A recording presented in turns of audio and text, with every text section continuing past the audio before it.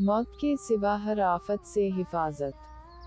हदीस शरीफ में आता है कि हुजूर अकरम सल्लल्लाहु अलैहि वसल्लम नज़म के सुबह व शाम के में से एक खास मामूल ये भी था कि आप सोने से पहले और जागने के बाद एक बार सूरत फातिहा, एक बार सूरत अल-इखलास, एक बार सूरत अल-फलक और एक बार सूरत अन-नास पढ़कर अपनी दोनों हथेलियों पर थपकार कर इन्हें अपने बदन मुबारक पर फेर लिया करते थे।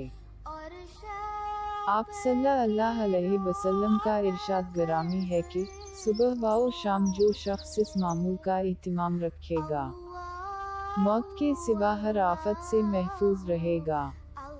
रोज रोज आमिलों के फेरा लगाने, दम झाड़ा कराने, ताबीज़ गलों में लटकाने और खून पसीने की कमाई आमिलों पर लिटाने से बेहतर है कि इस चीज़ को अपना और बाल बच्चों का मामूल बना लूं।